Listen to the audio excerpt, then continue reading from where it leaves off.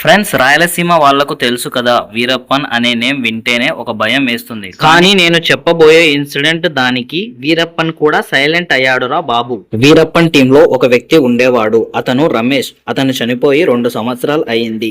కానీ అతని డైరీలో ఇలా రాశాడు: రాత్రి 2 గంటల తర్వాత ఒక అమ్మాయి తెల్ల చీర కట్టుకొని అడవిలో తిరుగుతూ ఉంటుంది. ఆమె ఎర్రచందనం ఎక్కువగా దొరికే ప్రదేశాల్లో ఉంటుంది అని రాశాడు. ఆ మ్యాటర్ చదివిన వీరప్పన్ కొంతసేపు నవ్వుకొని ఆ మాటలు అన్ని పెడచెవిన పెడతాడు. కానీ వీరప్పన్ టీం అంతా కలిసి ఒక ఫారెస్ట్ లో క్యాంప్ వేశారు. క్యాంప్ వేశాక ఎవరో దూరంలో ఒక తెల్ల చీర కట్టుకొని ఒక ఆవిడ నిలబడి, వీరప్పన్ వాళ్ళ టీమ్ లో ఉన్న గార్డ్ ని ఎవరో వెళ్లి చూసి రాపో అని పంపిస్తాడు. వీరప్పన్ వాళ్ళ టీమ్మేట్ వెళ్లి చాలా సేపు అయింది, అయినా ఇంకా రాయలేదు అని వీరప్పన్ కి డౌట్ వచ్చి వాళ్ళ టీం ని తీసుకువెళ్తాడు అడవిలో. ఆ ప్రదేశంలోకి ముందు వెళ్లిన వీరప్పన్ టీమ్మేట్ అక్కడే మూర్చొచ్చి పడిపోయి ఉంటాడు. ఆ బాడీ పక్కనే ఒక తెల్ల చీర కట్టుకొని ఒక అమ్మాయి కూర్చొని ఉంటుంది. ఆవిడ భయంకరంగా వీరప్పన్ వాళ్ళ సైడ్ చూసి ఇలా అంటుంది: ఇక్కడ దొరికే ఎర్రచందనం చాలా అరుదైనది, వీటిని మీరు కొట్టివేస్తే మీ ప్రాణాలు కూడా ఇలాగే తీసేస్తా అని అంటుంది. నెక్స్ట్ డే మార్నింగ్ వీరప్పన్ మొత్తం ఆ అమ్మాయి గురించి ఎంక్వైరీ చేస్తే అప్పుడు ఒకటి విషయం తెలిసింది. 3 సంవత్సరాల క్రితం చనిపోయిన వాళ్ళ టీమ్మేట్ రమేష్ కూడా ఈ విధంగా అక్కడికి వెళ్లి చనిపోయాడు.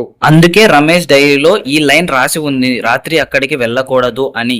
కానీ నేను ఆ మాటలు వినలేదు. ఇప్పుడు అనవసరంగా నా మేట్ ని కోల్పోయాను అని. ఆ రోజు నుంచి చాలా సంవత్సరాల వరకు ఆ ప్రదేశంలోకి వీరప్పన్ మరియు వాళ్ళ టీం అడుగు కూడా పెట్టరు.